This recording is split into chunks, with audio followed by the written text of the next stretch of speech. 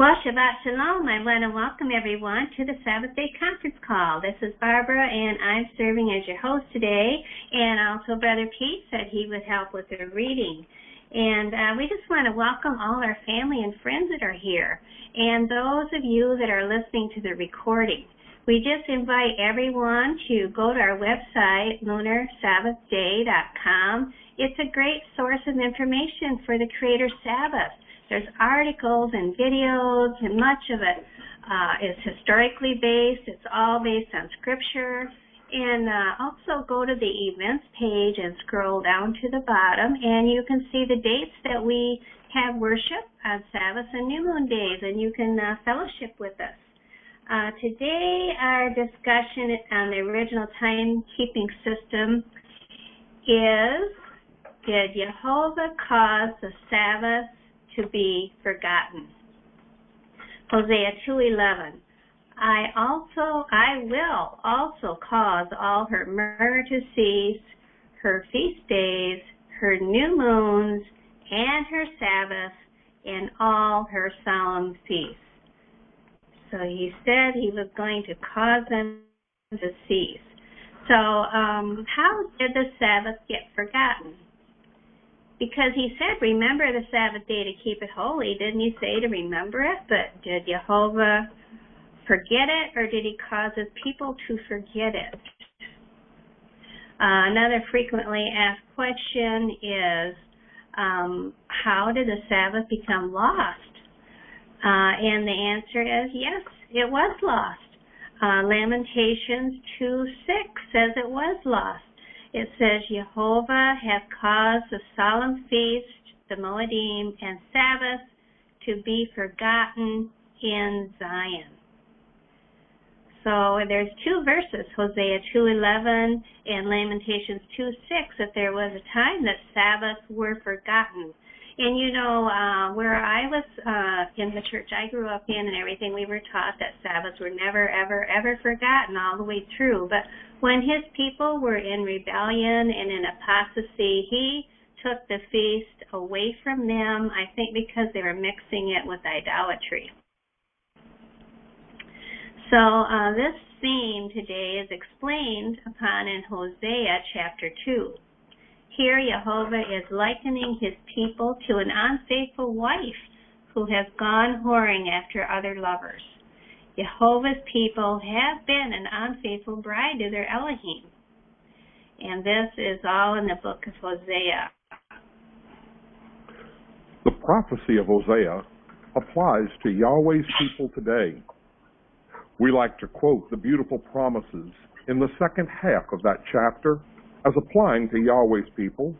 These promises are precious.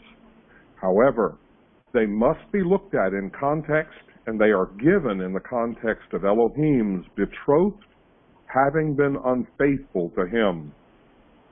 Therefore, the punishment is, one quote, I will also cause all her myrrh to cease, her feast days, her new moons, her Sabbaths, and all her solemn feasts. That's Hosea 2:11.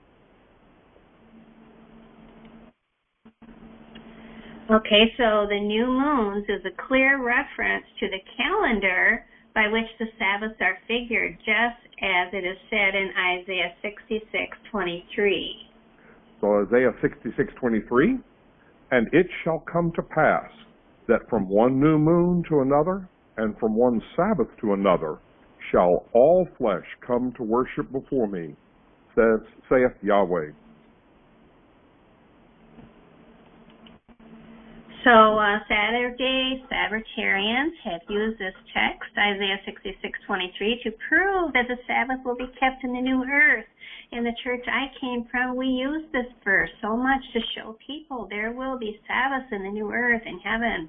So more than that, this text proves which calendar will be used throughout eternity. I don't think it's going to be a pro-Gregory Roman Catholic calendar, but I think it's going to be the calendar in the heavens. But because on the pagan solar Gregorian calendar, the new moons are not even noticed and definitely do not begin the month. And we know that the Julian calendar in 46 BC did away with the new moons on the calendar. So this verse in Isaiah 66:23 says there will be from one new moon to another and from one Sabbath to another. It was by compromise with paganism that the early Christian church lost its apostolic purity.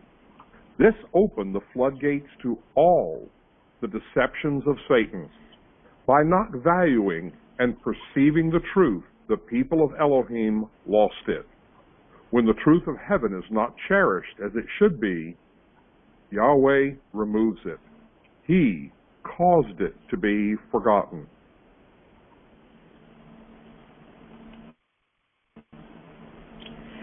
So Hosea 2:14 reveals just how we have forsaken our Elohim, our heavenly husband. And it is by taking the names of Baal into our mouths. That's one way we have forsaken him. And also letting the worship of Baal structure our lives. Therefore, quote, therefore, behold, I will allure her and bring her into the wilderness and speak comfortingly unto her. And it shall be that at that day, saith Yahweh, thou shalt call me Isha, my husband, and shalt call me no more Bali. For I will take away the names of the Baalim out of her mouth, and they shall no more be remembered by their name. And in that day I will make a covenant for them, and I will betroth thee unto me forever. Yea, I will betroth thee unto me in righteousness, and in judgment, and in loving kindness, and in mercies. I will even betroth thee unto me in faithfulness, and thou shalt know Yahweh. And I will say to them, which were not my people, thou art my people. And they shall say, thou art my Elohim. That's Hosea 2:14, 16 through 20 and 23. So he says he will take away the names of Baal out of our mouth. So the names of the weekdays on the Gregorian calendar are named after the planetary gods. I think most of us are aware of this, but we're just going to kind of go over it. In each of the ancient prophets spoke less for their own time than for ours, so that their prophesying is in force for us. Then it is vital to look at this passage in light of the modern world. No one runs around claiming to be worshipers of Baal anymore. And verse 17 gives the clue just how this is to be applied. For I will take away the names of Baal out of her mouth, and they shall no more be remembered by their name. So the names of the weekdays, Sunday, Monday, Tuesday, etc., are named after planetary gods. And I have a picture of them over here, Saturn Day, the Saturn, the Sun, Woden Wednesday, Thor Thursday, Frigg for Friday, the female goddess. Of course, we have Saturn and Sunday here. Okay, and I couldn't see up in there. I've got something over that part of the screen. So, okay, here we go again. It's a curious fact of calendar history that the pagan planetary week originally began on Saturn's day, Deus Saturni. That was the highest day of the week. It was followed by Sun's day, Dies Solis, Moon's day, Dies Luna, etc. The pagans worshiped the 7 planetary gods in the order they thought those planets orbited in relation to the Earth. They thought that Saturn was closest to the Earth, so it held the preeminent position of importance as the first day of the planetary week. Okay, so this is a Roman calendar that was found in the Baths of Titus, and the days of the pagan planetary week are represented by the drawings. And many of you have seen this many times on the conference call, but we like to go over it again, and maybe you're new to this and you didn't know that Saturn was originally the first day of the week. Sunday, with the sun up there, was the second day, and then you had Moon Day. So it was only later that the days of the week were rearranged, with Sunday as the first day and Saturn's day as the seventh day. And Constantine did this when he changed the weekdays, and he put Saturn day on a seventh day to please the Jews, so they would have a seventh day worship. He put Sunday as day one to show it was the most important day of the sun. Okay, so, and we also know this, that the Gregorian months are irreparably pagan. So maybe we'll just quickly go over the names of these. So January is derived from the Latin Januaris, which is in turn is derived from the Roman deity of portals, the patron of beginning and endings, that is Janus. February derived from Februa, the Romania, I can't say that one right, festival of purification. March, named from Mars, the Romanios deity of war. April, derived from the Latin Aprilis, indicating a time of fertility. May, named for Maya, the Romanios female deity of growth or increase. June, this name is sometimes attributed to Juno, the female deity of marriage, the wife of Jupiter in Romanios mythology. July, named for the Romanios emperor Julius Caesar. August, named for Octavius Augustus Caesar, emperor of Romanios. September, derived from the Latin septem, meaning seven. October, derived from the Latin root octo, meaning eight. And November, derived from the Latin novem, meaning ninth. And December, derived from the Latin decem, meaning 10. The Father of our Savior and Master, Yeshua, has said very plainly that we are not to speak the names of pagan deities. Yet here we are, calling most of the months of the year by those very names. And in all that I have said to you, give heed and make no mention of the name of other Elohim, nor let it be heard from thy mouth. That's Exodus 23:13. Yeah, thank you for reading. All those were difficult, Latin and Roman and all that, but those are what the months are named after. And I am guilty. I mean, I say those names, and that's what we live by. That's the calendar we live by. But and I just did.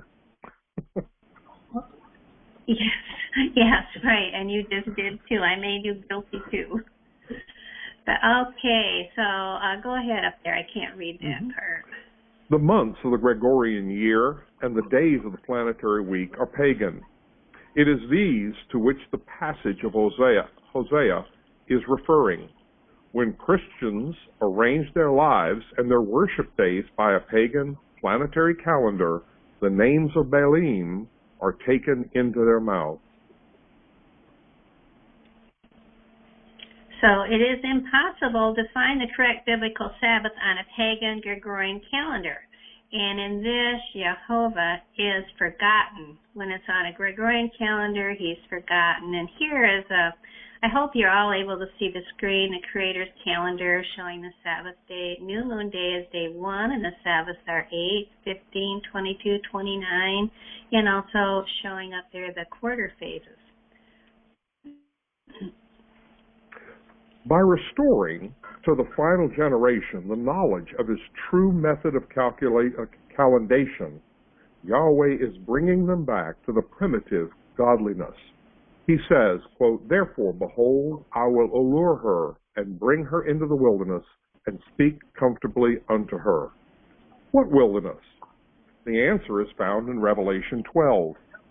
Here is given a depiction of the true church, the bride of Mashiach, as a woman who has to flee into the wilderness. Quote, "And the woman fled into the wilderness, where she hath a place prepared of Yahweh, that they should feed her there 1,260 days." Revelation 12:16. That's 1,260 days.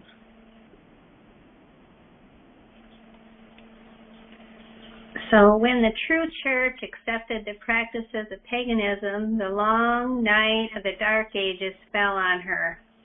And the true church fled into the wilderness, and there, after experiencing the desolation that comes from accepting other lovers, Jehovah began to lure her back. The Protestant Reformation began restoring to her the light that had been lost. The truth is an advancing truth, and we must walk in the increasing light. Jehovah will advance no faster than his people can follow. Ever since the days of the Protestant Reformation, Jehovah has been alluring his bride back to him, winning her heart to her true love by showing her his beautiful love and care for her. Revelation 12:1 provides a fascinating symbolic description of the true church. She is standing upon the moon. Feet are the symbol of possession. That's Job 1:7 and Ruth 7:7 and 8. The significance of this text is very beautiful. Yahweh's people are once again in possession of the knowledge of the true Sabbath, and it provides her with the unassailable foundation. I like that where it says it's the unsaleable foundation, knowing the Sabbath and that those signs are in the heavens. That's wonderful. So the knowledge of the lunar solar Sabbath is now being restored to the remnant people. Satan's main target is Sabbath keepers.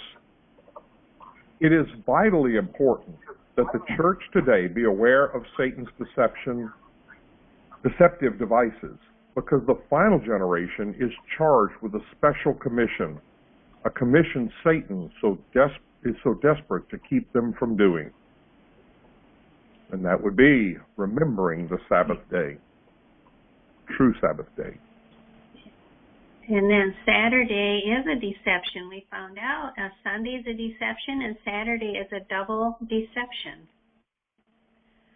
So the final generation is charged with a special commission. Isaiah 58:12. They that shall be of thee shall build the old waste places. Thou shalt raise up the foundations of many generations, and thou shalt be called the repairer of the breach, the restorer of paths to dwell in. Messiah himself, shortly before his death, also referred to this special group of people. The last chapter of the last book of the Old Testament contains this admonition. Remember ye the law of Moses, my servant, with the statutes and judgments. Behold, I will send you Elijah the prophet before the coming of the great and dreadful day of Yahweh. And he shall turn the hearts of the fathers to the children, and the heart of the children to their fathers, lest I come and smite the earth with a curse. Malachi 4:4-6.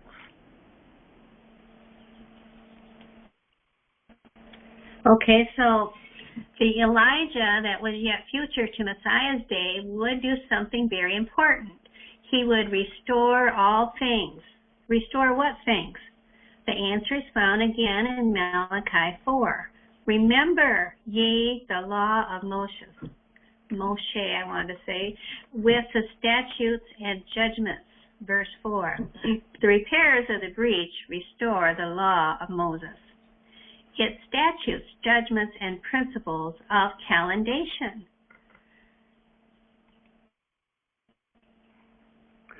Many people assume that the word statute applies strictly to the sacrificial offerings that were done away with at the cross. However, a careful search of Scripture reveals that the word statute is never used to apply to offering a sacrifice. On the other hand, it is frequently couched in the following phrases, quote, "It shall be a statute forever. It shall be a perpetual statute, and this shall be an everlasting statute," end quote.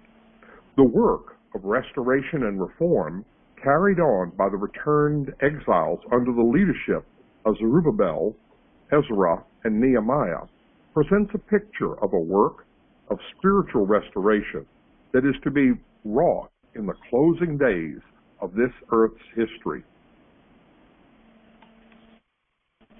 Okay, so the spiritual restoration of which the work carried forward in Nehemiah's day was a symbol, and it's outlined in the words of Isaiah. They shall build up old wastes, and they shall raise up the former desolations. They shall repair the waste cities, and they that shall be of thee shall build the old waste places. Thou shalt raise up the foundations of many generations, and thou shalt be called the repairer of the breach, the restorer of paths to dwell in. Isaiah 61:4 and 58:12.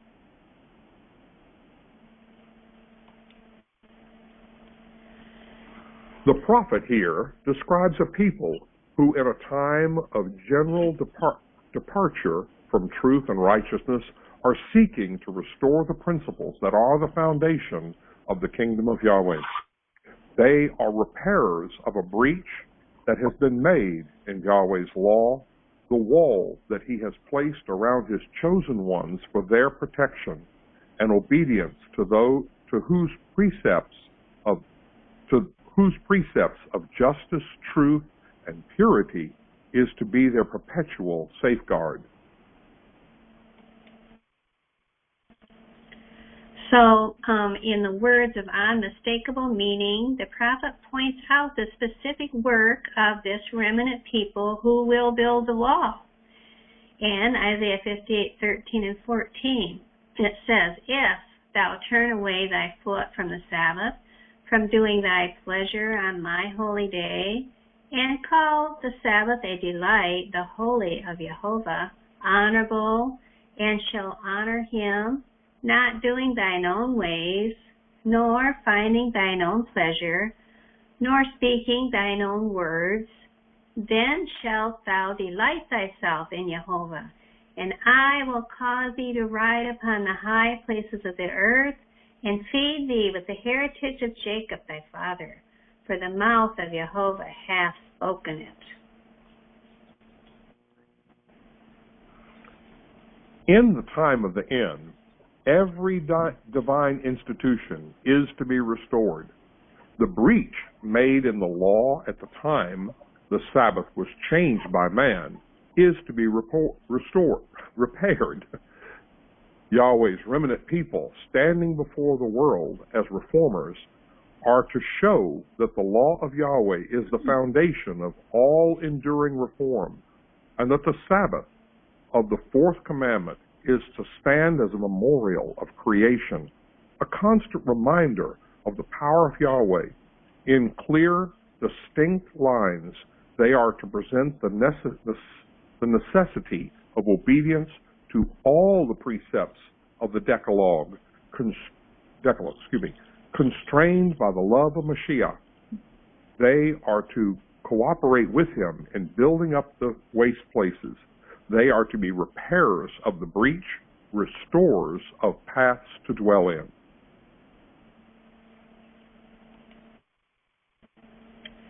So may Jehovah's people today restore every divine institution, including his calendar, that the beauty of his law might be displayed before the world. So I want to thank Brother Pete for reading, and everyone that's here, I thank you, and I'm going to close the recording, and everyone that's here, please stay for conversation and fellowship, and I invite others to come and fellowship with us also next time.